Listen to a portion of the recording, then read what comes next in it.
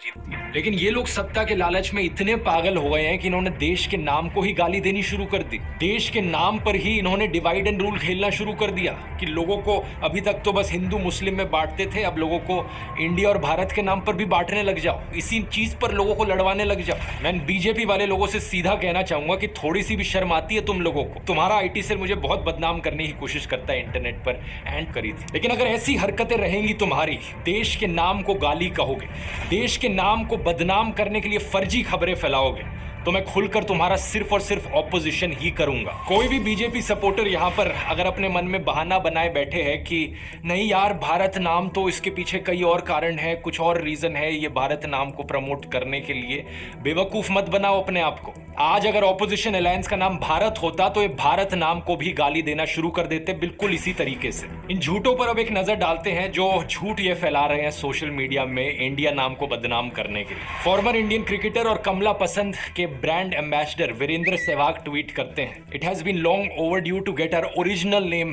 Bharat back. Virender Sehwag tweet में लिखते हैं कि इन्हें बड़ी सेटिस्फैक्शन मिलेगी अगर देश को भारत करके एड्रेस किया जाएगा। सहवाग भाई, कभी कॉन्स्टिट्यूशन पढ़ा है?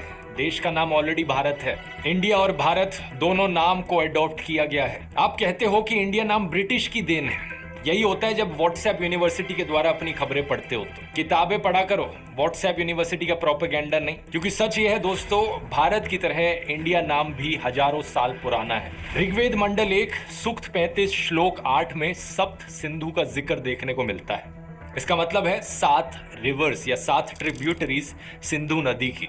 अब बात कुछ ऐसी है कि ओल्ड पर्शियन भाषा में सिंधु को हिंदू करके प्रोनाउंस किया जाता था।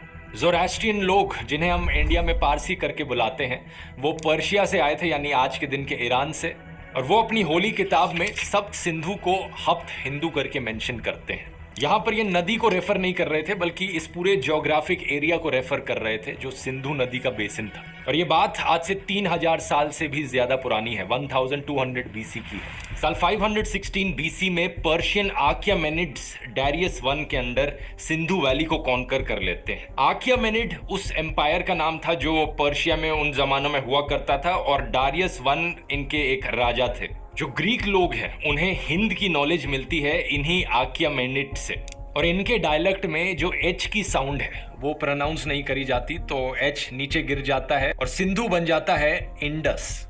ग्रीक हिस्टोरियन हेरोडोटस की राइटिंग्स में मेंशन किया गया है कि इंडस नदी में कैसे ढेर सारे क्रोकोडाइल्स हुआ करते थे, और इसी में इंडिया और इंडियन को भी मेंशन किया गया है। इस किताब के 127 पेज पर लिखा है, there are many Indian nations, none speaking the same language, some of them are nomads, some not.